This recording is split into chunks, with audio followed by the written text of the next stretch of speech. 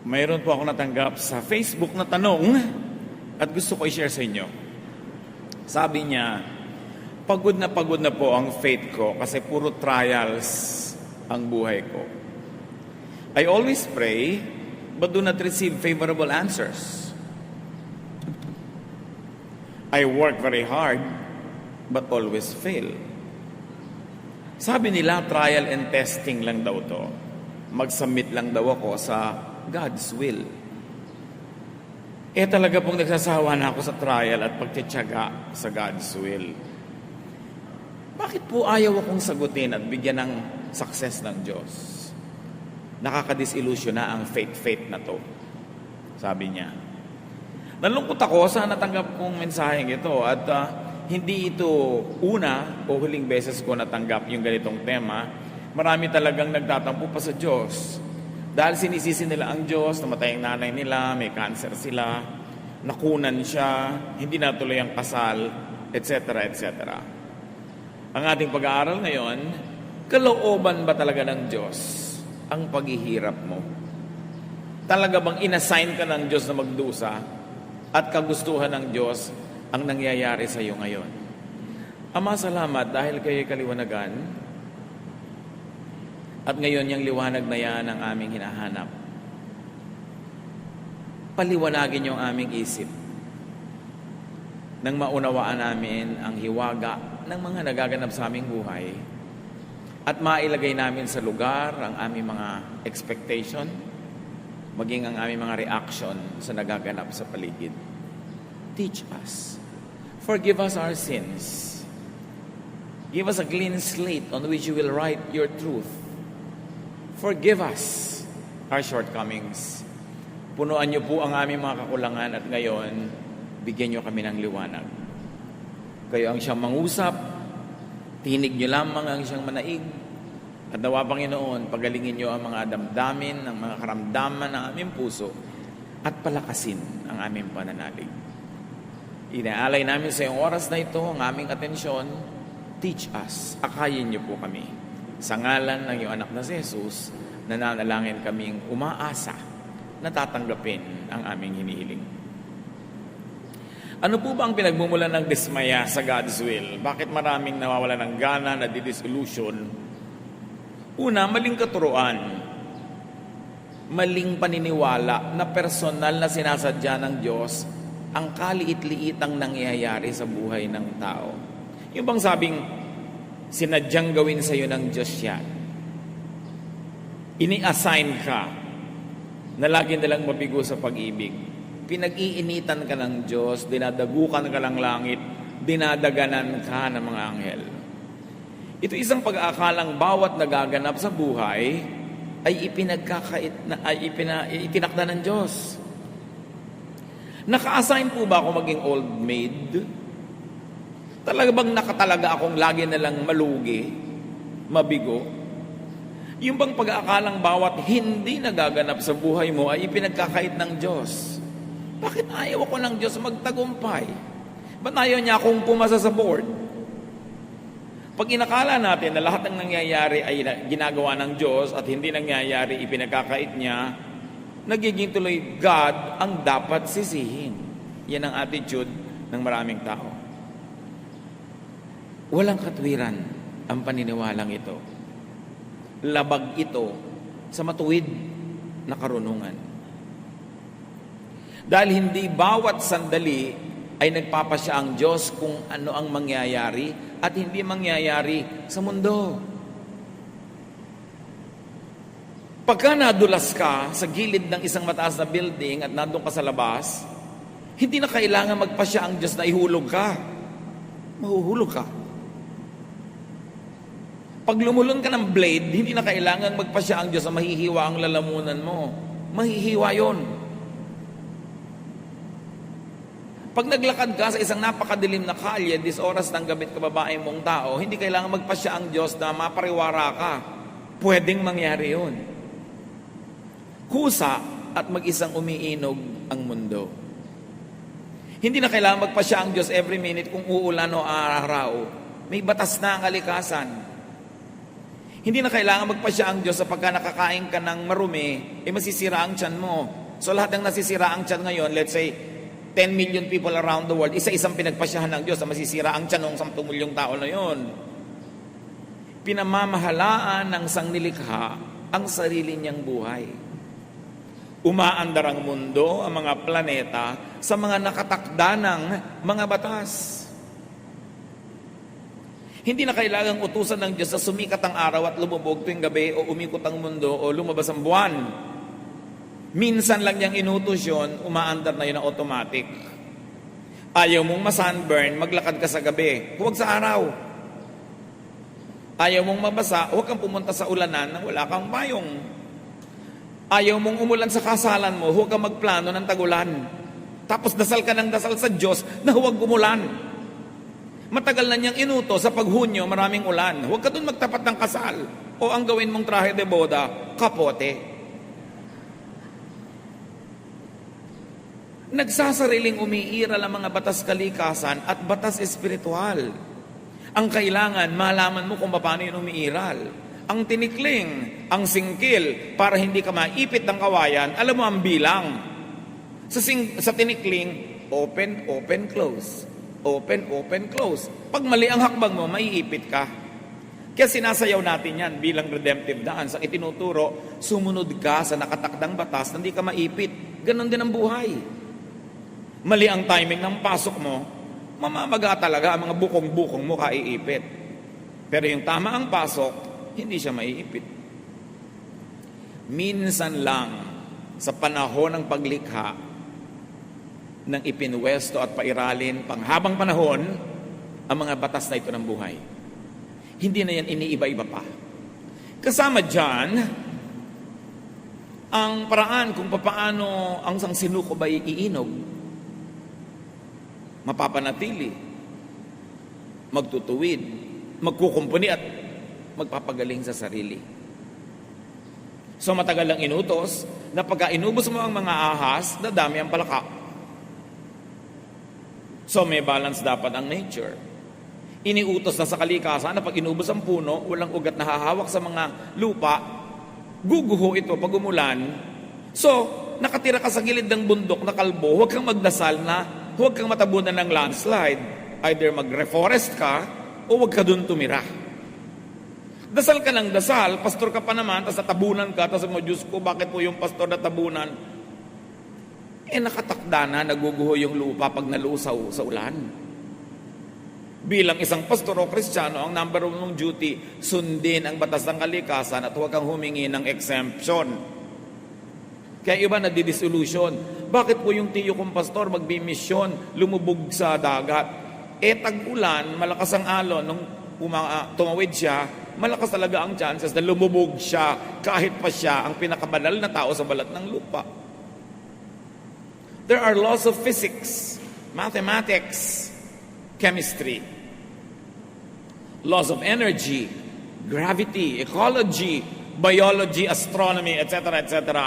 Nakapwesto ang mga pamamaraan. Jeremias 33:25. Ngunit sinabi ko naman, itinakda ko ang araw at gabi at tiyak na kaayusan sa langit at lupa. Nakatakda. Nakita nyo yung Apollo 11 nakapag-landing sa buwan? Ang Earth umiikot, ang buwan umiikot, parehong gumagalaw sila. Umalis sa Earth yung sasakyan, naglanding sa buwan, tamang-tama, kasi may batas na kung ano ang speed ng lakad ng Earth, ang lakad ng Moon, at meron ding batas yung speed ng sasakyan nila, kailangan tama ang count para ka makaswak at makarating. Because creation is automatic. Hindi ka nag-aral, may board exam, dasal ka ng dasal na pumasa ka. Ang tawag doon, pag nangyari, himala. At alam nyo kung anong himala? When you think you're so special that you ask God to break His rules and to break natural law to exempt you from the natural consequence of your deeds. Hindi ka matutulong magdamag, tapasok ka sa trabaho, Diyos ko, palakasin mo po ang aking isip, huwag po akong antukin. Humihingi ka ng himala. Ang himala, pamisa-misa lang hinihingi dapat. Because you ask God to suspend the laws of nature just for you. Genesis 1:11. Pagkatapos sinabi ng Diyos, magkakaroon sa lupa ng lahat ng uri ng tumutubong halamang nagkakabinhi at mga punong namumunga. At nangyari ito. Minsan lang nilikha ng Diyos ang puno ng atis. Pero inutusan niya ang atis na mamunga na maraming buto, at yung buto malalaglag sa lupa, na sa dami naman ng buto na yon, meron dapat mabuhay dahil merong hindi. At hindi na nilikha ang atis uli kahit kailan. Problema na ng atis na panatilihing buhay ang lahi niya. Ganon din sa lahat ng halaman. Ganon din sa lahat ng hayop. Kaya nga, iniiwasan nating merong ma-extinct. Na sobra nating inubos, inabuso yung hayop na yun, naubos na sila. And then you will ask God to create again.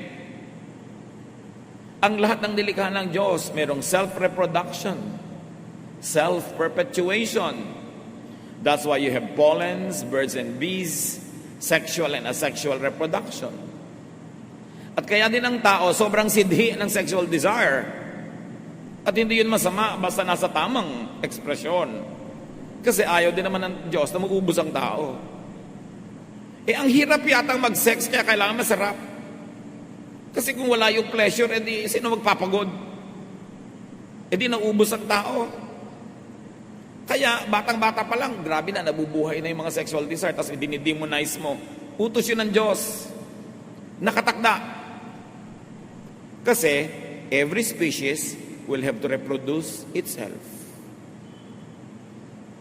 Nakikita yung mga dahon ng nara, may pakpak para lumipad, para malayo ang marating, kumalat ang lahi nila dahil hindi naman naglalakad ang puno para lumipat.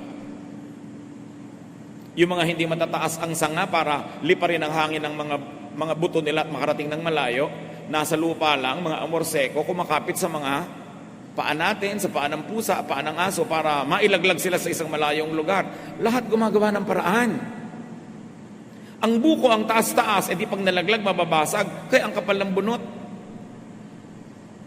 At dahil ang mga buko ay katabi ng dagat, kaya yung bunot, maraming air spaces para lumutang sa tubig.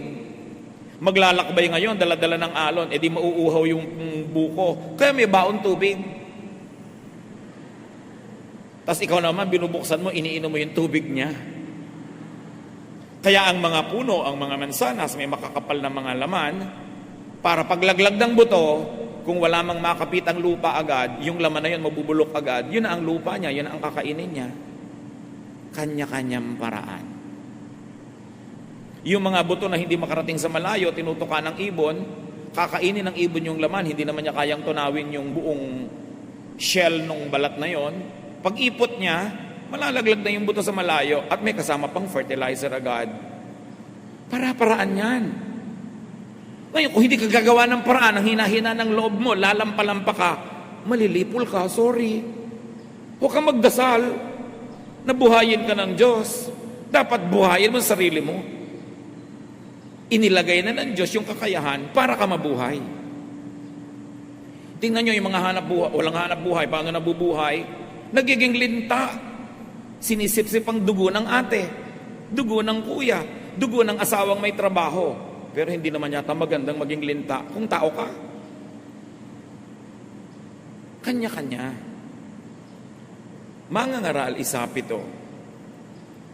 Lahat ng tubig ay umuwi sa dagat, ngunit hindi ito napupuno. Ang tubig ay bumabalik sa batis na pinagmulan upang muling umagos patungong karagatan. Since creation, since Adam and Eve, not one drop of water has entered the planet, or not one drop is left. It just keeps recycling. Ang ininom niyong tubig kaninang umaga, maaaring ihi ni Cleopatra. Pero na-recycle. Ang ipinampaligo niyo, maaaring sabaw ng buko nung araw. Paikot-ikot lang naman ang tubig. Ang kamangha-mangha kay Solomon, alam niya ang water cycle.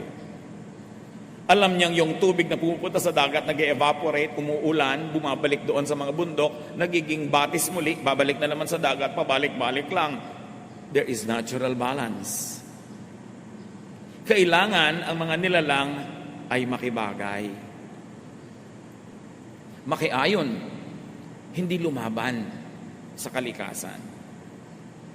May water cycle, so ang buhay mo may cycles din. May panahon na mahina ka, matulog ka, lalakas ka, pagising mo, malakas ka na naman, magtatrabaho ka, hihina ka na naman, cycles lang. Pero pag lagi kang gising, hindi ka natutulog, mamamatay ka. Kailangan may cycle. Nalolobat ka, recharge. Na-charge ka na, trabaho ka uli. Life cycles are on automatic. Ipinapahinga ang katawan, kumakain ka para may gastusin kang energy. Nananatili ang buhay ng sangnilikha sa pamamagitan ng walang patid na paikot-ikot na pagbabagong buhay ng lahat. Pagsilang, pagpaparami, panganganak, at pagkamatay. Huwag sumama ang loob mo pag may namatay kang mahal sa buhay. Ano, gusto mo mabuhay siyang 3,000 years? E di lahat ng kinain niya hindi na babalik sa lupa. Walang recycling. Kaya nga ang kinain mo, magiging lupa ka uli dapat. Unfair nga yung sobrang embalsamado, hindi ka na babalik sa lupa. Ilalagay ka pa sa ataol na metal, yung mga kinain mong element ng lupa, hindi na babalik, hindi na papakinabangan ng iba. The planet sustains itself through non-stop recycling. Oxygen becomes carbon dioxide. Hihinga ako palabas, naging carbon dioxide yon. Hihingahin naman ang halaman yon papasok. Dahil kailangan niya ng carbon dioxide. I-exhale niya, magiging oxygen. Kailangan ko yung oxygen, i-inhale ko. I-exhale ko uli, carbon dioxide na naman. So ikaw lang at isang pasong halaman, kaya nyo nang mabuhay together. Basta palitan kayo ng hininga. Kaya pag inuubos mo ang halaman, nawawalan tayo ng oxygen. Ang hirap gumaling sa mga ubo-ubo, sakit-sakit pag nasa city na walang halaman. Kasi wala ka nang mahingang oxygen, puro carbon, hindi nga dioxide, carbon monoxide. Yun ang lumalabas sa mga tambutso ng mga sasakyan, nalalason ka pa. Kaya kayo nandito sa bulwagan ng Panginoon, sa folk arts, bago kayo umalis, pumunta kayo sa mga ilalim ng puno, huminga kayo ng huminga, dahil maraming oxygen. Kailangan mo ng oxygen therapy. So may water cycle, may composition and decomposition. Death is a necessary part of the design. Huwag isama ng loob. Kung hindi naman mamamatay at mga agnas ang nilalang, walang mangyayaring recycling. Alam niyo ba kung lahat ng ninuno nating nauna ay na hindi namatay? Ang sikip-sikip na ng planeta at wala nang laman ng lupa, wala nang nutrient, nasa loob na ng katawan nila lahat, wala na tayong makakain. Juan 12:24. Pakatandaan ninyo, hanggat hindi nahuhulog sa lupa ang butil ng trigo at mamamatay, mananatili itong nag-iisa. Ngunit kung ito'y mamatay, mamumunga ito ng sagana. Kahit si Jesus namatay para dumami tayo mga Kristiyano, siya nga hindi nagpa-accept doon. Ganun talaga. Sabi lang nga nila, una-una lang. Kung nagmamadali kayo, mauna na kayo, ako, ayoko pa. Pero panapanahon. May life expectancy naman May norm. Hindi naman nakakagulat na bigla-bigla ka na lang namamatay. Awit 10, buhay namin umaabot ng 70 taong singkad. Minsan na may 80 kung kami malakas. Sabi niya, ang tunay na buhay, mga 70 taon yan. So kung 70 ka na, pwede na. Buo na ang buhay. Ano pang gusto mong gawin after 70? Pero kung malakas ka, umaabot ka pa ng 80. Meron pa nga 94. Hindi makalabas ng bahay dahil ayaw payagan ng parents. Dahil talagang mahahaba ang buhay nila. Pero meron naman 10 pa lang, meron 2, Kasi hindi malakas. Siguro nagkasakit, na-infect, o nung nagbubuntis yung ina, hindi nakakain ng mga tama, na-stress, nalaglag ang bata. Pero dapat ang normally, ang kalooban ng Panginoon, 70 taon. May bonus na 10 kung malakas ka. Pero again, all the laws of nature, all the laws of cycling and recycling will apply in your life. Kaya sometimes 15 pa lang namamatay. Paano? Humina pala ng humina yung genetic pool nila dahil sa health and dietary habits ng mga ninuno. Paano? Napaka-dangerous pala ng trabaho niya, kaya 21 pa lang namatay dahil nasagasaan ng trend. So, iba-iba. Pero meron kang dapat asahan at may kaayusan na kung makikisali ka doon, pati ang mga mahal mo sa buhay at mga sangkot sa buhay mo ay makikisali doon, hahaba ang buhay mo. Ito naman ay kung susunod ka sa alituntunin ng buhay. Para ka mabuhay normally, sundin ang batas. Gabi na, kaya mo naman, wala kang trabaho o tungkulin, matulog. Sinabi ng kahan ng sigarilyo, cigarette smoking is dangerous to your health. Don't smoke. Yun ang nagtitinda ang nagsabing delikado yung tinda niya. Tigas-tigas pa rin ulo mo. Sinabi na huwag kumain ng mga pagkain na may food color, additives, carcinogens, sige ka pa rin. Diabetic ka na nga, hindi mo pa mapigil ang kakakain mo na matamis. Mamaalam ka na sa buhay. Kasi actually, yun ang ginagawa mo. So alamin ang patakaran ng buhay. Rules of physics, of gravity, of chemistry. Physical laws pa lang yan. Meron pang spiritual laws. At hindi natin topic ngayon yung spiritual laws. Pero ang mahalaga lang mga kapatid, don't get in the way of nature. Nature says, pag hindi ka nag-aral, wala kang isasagot sa exam. Huwag kang magtampo sa Diyos kung bumagsak ka. Nature says, na kahit nag-aral ka, hindi naman lahat ng itinanong mo, yun ang isasagot. Hindi lahat ng inaral mo, yun ang itatanong. So, tsambahan. Huwag ka rin magtampo. Huwag kang bumalandra sa kidlat, sa buhawi, o sa rumaragas ang agos. Talo ka. Matuto kang kumanlong pag malakas ang kalaban. Huwag kang magpakalat-kalat sa deadly bacterial or viral infection. Huwag kang makipaglaro sa mga intestinal worms and diseases. Kain ka ng street food na hindi ka tiyak kung ligtas, kaka-hepatitis ka, kain ng isaw, nakakain may mga hilaw na mga itlog na mga bulate. So, pag nagkabulate ka, huwag kang magdamdam. Huwag kang bumalanda sa gutom na buhaya o leon o pating. Ano mangyayari sa'yo pag hindi mo iginalag yung mga yan? Magiging host ka sa kanilang life cycles. Hihititin nilang yung lakas. You would be reduced to being a snack of some crocodile kasi gusto at kailangan din nilang mabuhay, walang personalan. Gutom ang buhaya, pakalat-kalat ka, naging merienda ka. Walang personalan. Walang magagalit sa Creator. Nakatakda lahat yun. Ang sawa, alam nyo ba na ang ngipin ng sawa, ang direksyon ng ngipin ng sawa, papasok. Papasok sa lalamunan niya, hindi palabas. Kasi habang nilululon ka niya, at pumilit mong lumabas, doon ka lang matutusok. So para huwag kang masaktan lumabas, susuot ka nalang susuot sa loob hanggang madigest ka na niya. Pati ang ngipin niya, nakapwesto para siya manalo. So huwag kang kumalat doon. Nag-aalaga ka ng sawa sa bahay, katulad nga papanood mo kumisan sa TV. Tapos magtataka ka kumisan yung anak mo na wala. Tapos pagdating mo yung sawa nagtututpick. Tapos magagalit ka sa Diyos, wala ka sa lugar.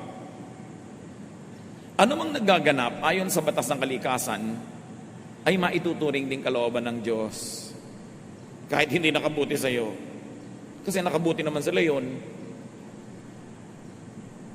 Nagka-dengue ka, nakabuti sa lamok. Dahil yun ang gusto niya, ilagay sa iyo yung dengue niya. Alam nyo ba na yung mga bulutong, kung kailan gumagaling yan at saka yan nakakahawa, para malinlang tayo na lumapit sa may bulutong, tapos lilipat sa iyo. Kasi gumagaling na siya, buhay pa yung mga bulutong na yan, sa siya lilipat, tapos na yung cycle niya doon sa tao na yon, hahanap siya na ibang lilipatan. Ikaw, pakalat-kalat ka kasi. So, God's will po ba? Ang nakain ng buhaya, yung godly missionary? I can say yes. Law of nature. He got in the way of the crocodile. He was on a river, talo siya doon. Siguro ko sa basketball court, may laban siya. Pero nasa tubig. And then there was nobody who was stronger than the crocodile to rescue him at that moment. Time and chance, nakain siya. God's will po ba na nakain ng buhaya kahit godly siya? Specifically, intentionally, personally, na sinabi ng Diyos, itong godly missionary na ito, itatakda kong maging almusal siya ng buhaya dun sa Palawan, sa ganong araw. Papupuntahin ko siya dun. I don't think so. But time and chance happens to all. Pinlano ba ng Diyos na ilagay ka dun para makain ka? No. Pero nagkalakip-lakip ang lahat ng law of nature, will mo, events around you, nalagay ka sa lugar na yon, nag-cruise ang landas yun ng buhayang ito, natalo ka. So, masasabing God's will, because it is permitted by all the laws created by God long ago, even before you were born. When someone drowns, God's will po ba? Katulad nun, may isang batang-bata nalunod sa swimming pool during PE class. Can you imagine that? PE class, may teacher, may mga classmates. Sa swimming pool ng school, nalunod pa si bata. So ang tanong ng magulang, God's will po ba yun? Well, ang tubig nakakalunod. So nalunod yung bata. In that way, it's God's will kasi nakakalunod ang tubig. Pero kung yung bata ay nasa gip ng lifeguard, hindi siya malulunod. Kaya lang yung lifeguard hindi nakatingin. Ang mga classmates, hindi siya napansin. Naglakip-lakip, plus in-enroll mo siya dyan sa school na may swimming pool. Di ba? Kung in-enroll mo yan sa school na walang swimming pool, hindi siguro siya malulunod doon. Kung ang PE lang Chinese cake o sungka, hindi siya malulunod.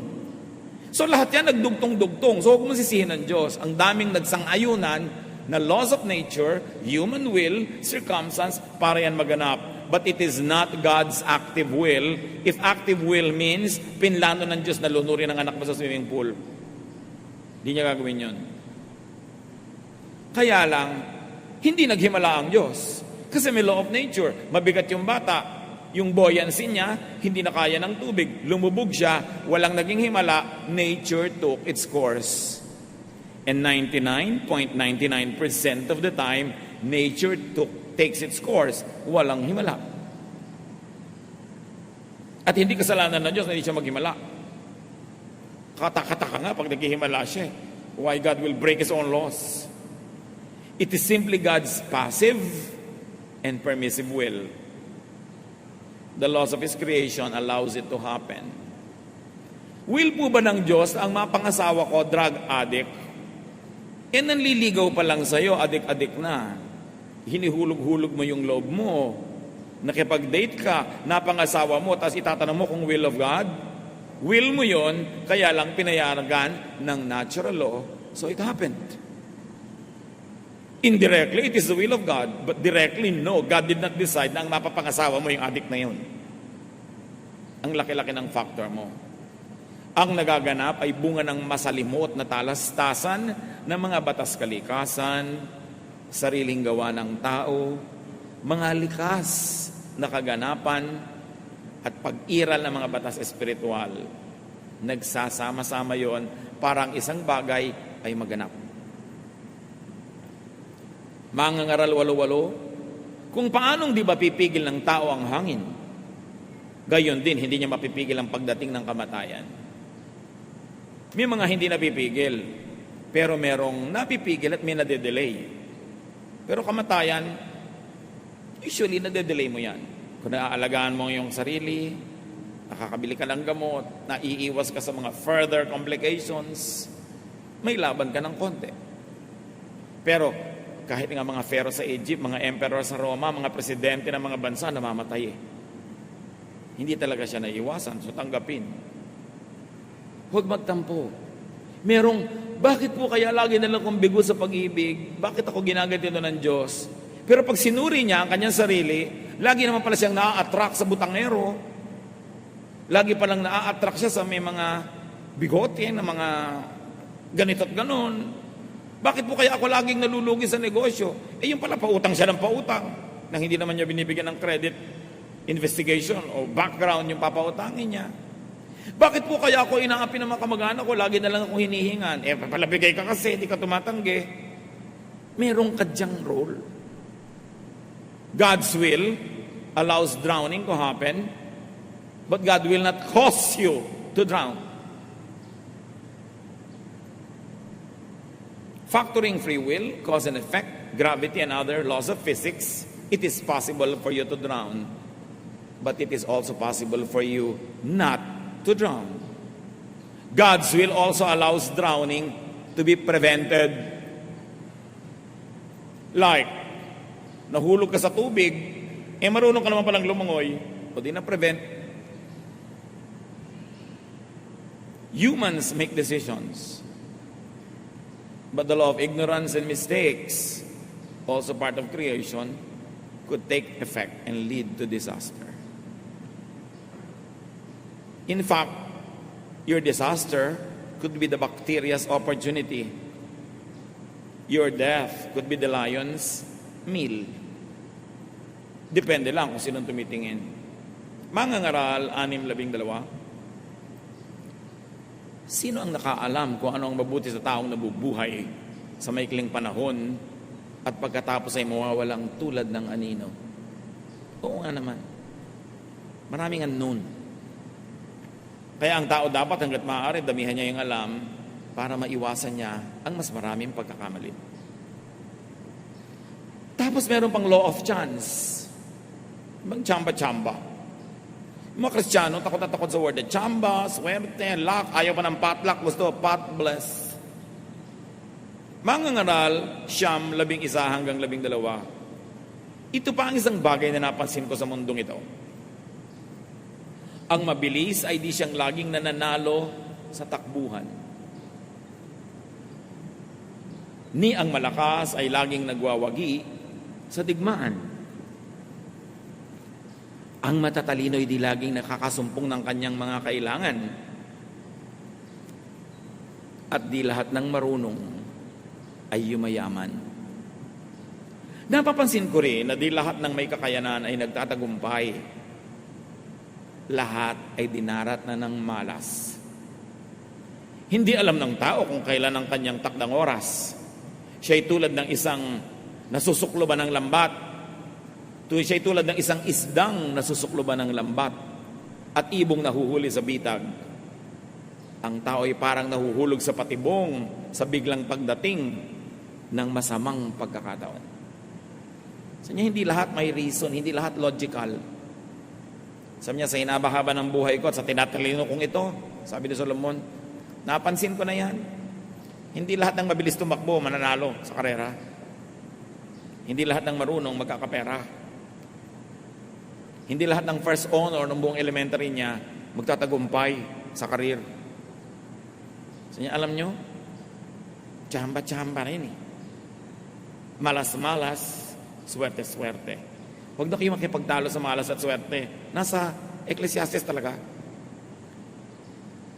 Pero konti lang yun. Yung iba, kaya nalulugi sa negosyo kasi hindi niya binabantayan. Mamumuhunan, magtatayo ng negosyo, tapos laging wala, iiwan sa mga katulong. May dahilan kaya nalulugi. Meron naman, ginawa na ang lahat. Hindi pa rin sinuwerte. Yun yan, i-apply nyo na ngayon yung Ecclesiastes. May paglalagyan. Sabi, kanya talaga eh. Kakachamba-chamba, nagkakatyap-tyap. Pero wala namang taong buong buhay niya, malas siya. Meron lang siya mga project na inaalap kasi hindi maganda yung mga elemento. Solomon, the wisest man that lived, observed that time and chance happens to all. Each of us, sabi niya, gets his share of some bad luck. Pag-aralang matanggap ito, huwag na magreklamo. Nakatakda ang batas ng buhay. Kahit makipagtunggali ka sa kidlat, di ka mananalo. Lalo naman kung nakikipagtalo ka pa sa Diyos, makisakay ka na lang, makiayon, at makinabang kung alam mong laruin ang mga batas ng buhay. Alam mo magbilang, magtinikling ka, di ka maiipit. Mangangaral 8:14. Narito pa ang isang bagay sa ibabaw ng lupa na walang kabuluhan o parang walang logic. Ang kaparusahan para sanang sa masama ay sa mabuti nangyayari. At ang dapat namang mangyari sa mabuti ay sa masama nangyayari. Sa palagay ko, ito man ay walang kabuluhan. Sabi niya, walang sense, walang logic. But it is only a humble observation of a human being who lives only 70 or 80 years, who doesn't have the wisdom of the ages that God has. So sa hindi mo maunawa, hindi mo mabigyan ng katwiran o logic, magtiwala ka na lang sa Diyos na kahit di mo nauunawa, kahit di ka sangayon, tama siya. Pwede kang hindi sangayon, pwede makipagtalo, kaya lang mananalo ka ba? So wag na lang. Madalas kuminsan sa tingin natin parang mali ang mga nagaganap. Pero anong mapapala mo magreklamo? Magiging bitter ka lang. Makakainisan ka lang ng mga tao na sawang-sawa na sa kareklamo mo. Lalayuan ka lang lalo ng tinatawag na swerte. Yung kaya mong baguhin, baguhin mo. Yung hindi mo kayang baguhin, pakibagayan mo. Ganun lang yun. Hindi lahat ng nangyayari ay dahil lang gusto yun ng Diyos para sa atin. Meron din tayong pansariling kalooban at pasya na madalas labag sa gusto ng Diyos. Kawikaan 16:1. Ang mga balak ng isipan ay sa tao nagmumula. Ngunit mula kay Yahweh ang sagot ng dila. Kawikaan 16:9. Ang tao ang nagbabalak, ngunit si Yahweh ang nagpapatupad.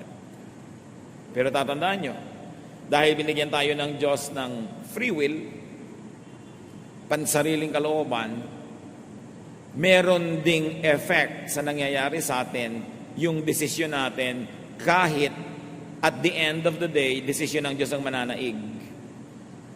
Kung gusto ng Diyos na makarating ka halimbawa sa Laguna after 1 hour of travel, pero doon ka nagpunta sa Tarlac, dahil ang kalooban ng Diyos ay sa Laguna ka pupunta, malilipat ka ng landas, magiging patungo kang Laguna. Pero kaya lang, baka 5 oras ang abutin, dahil babalik ka pa, mag-U-turn, natagalan. May effect din sa iyo yun.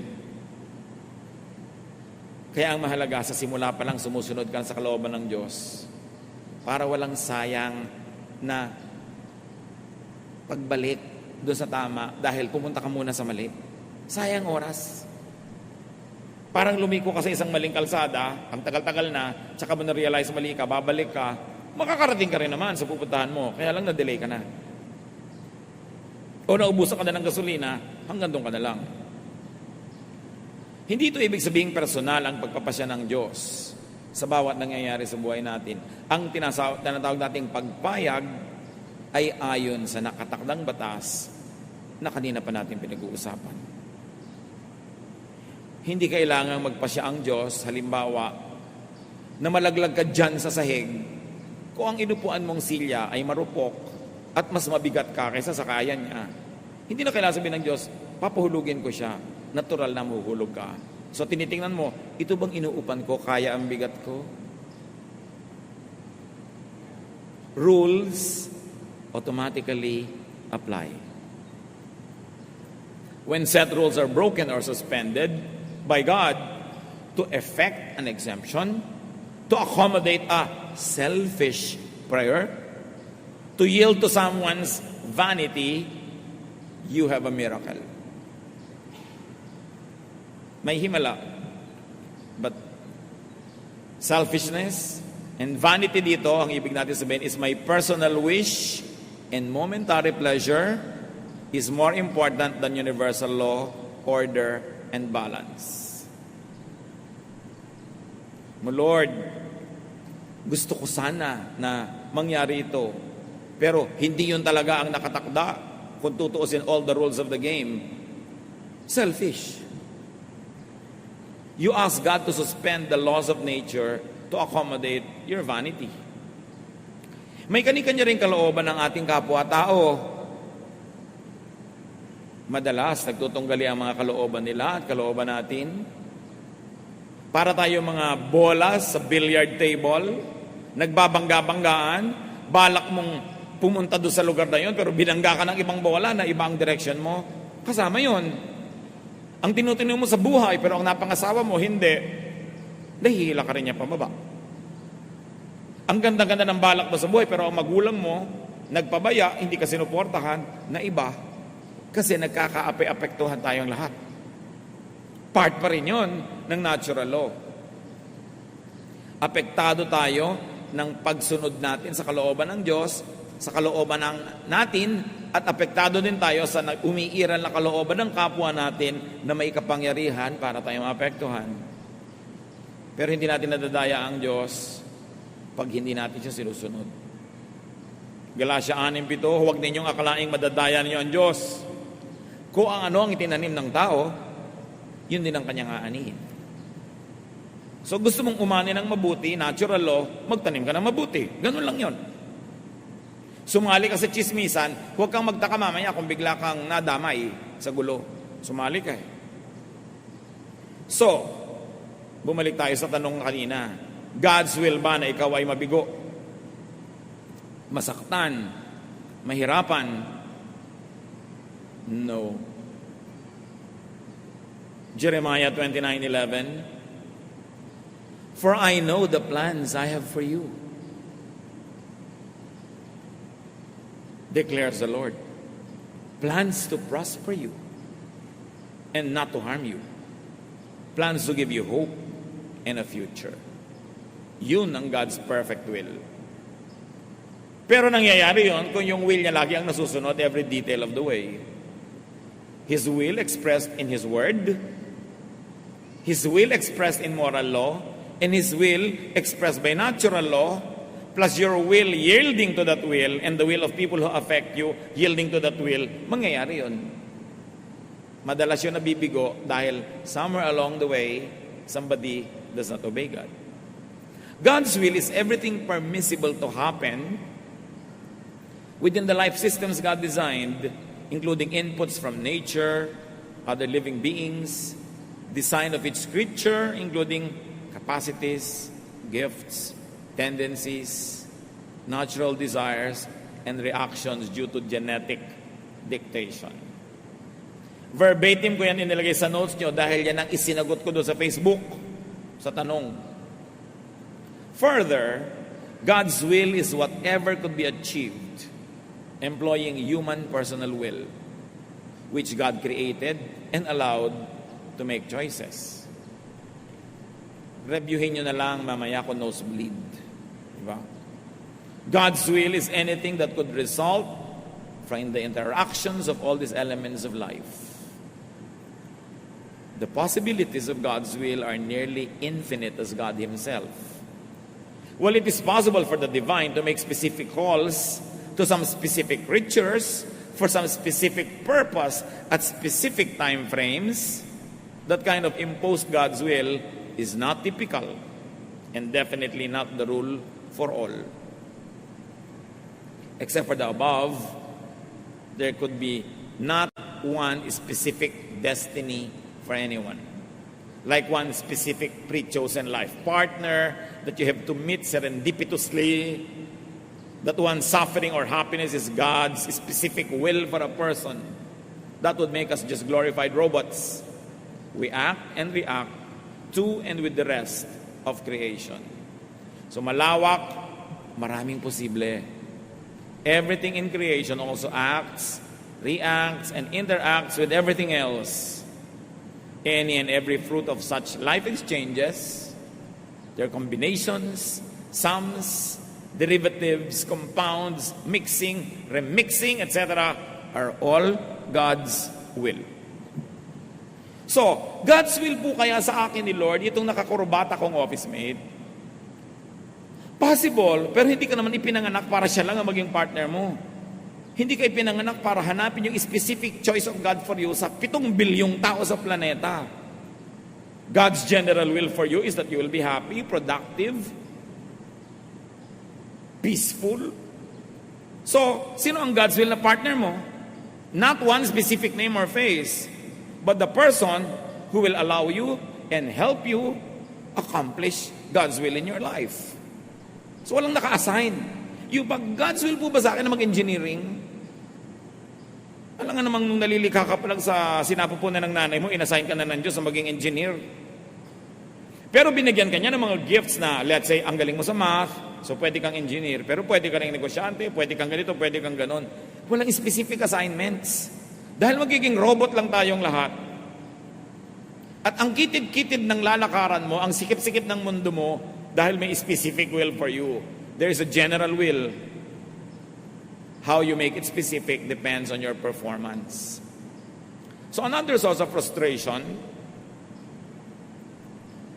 mislabeling. Maling pagtawag sa lahat ng kabiguan bilang pagsubok ng Diyos. Bihira lang ang sinusubukan ng Diyos tulad ni Job. Hindi lahat sinusubok. Santiago 1:13-14. Huwag sabihin ng inuman na tinutokso siya ng Diyos kapag siya'y dumaranas ng pagsubok, sapagat ang Diyos ay hindi maaring matukso at hindi rin naman niya tinutokso ang kahit sino. Natutokso ang tao kapag siya'y naaakit at nagpapatangay sa kanyang sariling nasa. So, merong self-will. Kadalasan ang kabiguan, hirap, sakit ay bunga lang ng paglalakip-lakip ng mga batas ng kalikasan, kalooban, palad, tsamba, tiyan, sabi ni Solomon, lahat yon nasa palayok. Hindi mo alam pagsandok mo kung alin ang sasama. So how to cope with life? How to harmonize and get the most out of God's will? Do your best. You want to minimize the possibility of a failure, do your best. Pray and hope for the best results. Accept the result. Keep trying if not satisfied. Or learn to be contented and happy. These are the choices. Unang Timoteo 6:6-7. Kung sa bagay, malaki nga ang napapakinabang sa relihiyon kung ang tao'y marunong masyahan. Wala tayong dalang anuman sa sanlibutan at wala rin tayong madadalang anuman pag alis dito. So sino man ay walang karapatang sumama ang loob sa Diyos dahil wala ka namang dala. Lahat ng ating tinatangkilik, bigay lang. Kung yung specific gusto mo, hindi nabigay, hindi sinadya ng Diyos na hindi ibigay. Reviewin yung buong mensahe. Nandun ang isa sa mga dahilan kung ba't hindi nangyari ang gusto mo. Do not charge against God or religion the frustrations of daily life. Kaya naman kuminsan sa Diyos nagtatampo o sa church nagtatampo ang mga nabibigo kasi mali din ang pangako ng iba. Sasabihin ng iba, pag lumapit ka sa Diyos, lahat ng gusto mo matutupad, tatahimik ang buhay mo, etc., etc., sasagana ka. Maling pangako yun. Marami tuloy na naiinis at nagtatampo. The inevitable result would only be frustration with God and disillusion with faith. That's unfair to God, to truth, and to ourselves. Magtatampo ka sa Diyos, it's unfair to you kasi ikaw ang loser. Religion is not a dispenser of cookies and candies. She is a teacher of obedience to divine laws. Nag-church ka, lumalapit ka sa Diyos, nagba-Bible study ka, hindi para sa mga gantimpala na inaasahan mo at magtatampo ka pag hindi mo nakamit. Lumalapit ka sa Diyos para maturuan ka kung paano magiging masunurin. Hindi para humingi ng humingi. Religion is not a dispenser of favors. True religion is a stern teacher of obedience to divine laws. Yun ang dapat hinahanap mo sa tunay na pananalig at pananampalataya. Paano ka magiging makadiyos? Hindi paano ka tatanggap nito at noon at magtatampo kang parang bata pag di mo natanggap. Do not, as some spoiled or selfish brat, or as a deserving recipient, approach the divine, but approach God as humble, obedient, supplicant, and penitent. Feeling bad about God or getting angry at God would only worsen your situation. God's will for you is this. Jeremias 29:11. sapagkat batid kong lubos ang mga plano ko para sa inyo. Mga planong hindi ninyo ikasasama, kundi para sa inyong ikabubuti. Ito yung mga planong magdudulot sa inyo ng kinabukasang punong-puno ng pag-asa. Kung maganap na ito, kayo'y tatawag, lalapit at dadalangin sa akin at diringgin ko naman kayo. Yun ang God's will for you. God's perfect will. But God's permissive will allow you to fail if you don't play it by the rules. May pag-asa kahit sa ngayon ay parang pinagkakaisahan ka ng langit. Hindi yun totoo. Feeling mo lang yun. Awit 121, 1 hanggang 2. Doon sa mga burol ako'y napatingin, sasaklolo sa akin, saan manggagaling? Ang hangad ko'y tulong kay Yahweh magmumula sa Diyos na lumikha ng langit at lupa. Now, that is one great divine law that God helps us. Kalooban ba ng Diyos ang paghihirap mo? Yes and no. Depende kung paano mo titingnan. Pero meron kang kapangyarihan na baguhin yan dahil ang tunay na gusto ng Diyos para sa iyo ay yung mabuti. Ama sa langit, salamat sapagkat maganda ang layo ninyo para sa amin. Tulad ng mga magulang na maganda ang plano para sa mga anak, pero ang mga anak ay dapat mag-cooperate. Dapat sumunod. Dapat tulungan ang mga sarili nila. Ituro mo sa amin ito, Panginoon, at kung meron sa amin mga nagtatampo, nagagalit sa inyo, patawarin niyo po kami. Papagliwanagin ang kadimlan ng aming isip, palayain kami sa kasinungalingan na meron kaming dapat ipagtampo. Teach us, Lord, to observe all the laws that you have set before even we were born, so we can get the most out of life and we can give you pleasure. Pagbulay-bulayan sumandali ng katahimikan ang kahulugan ng lahat ng ito sa ating personal na buhay.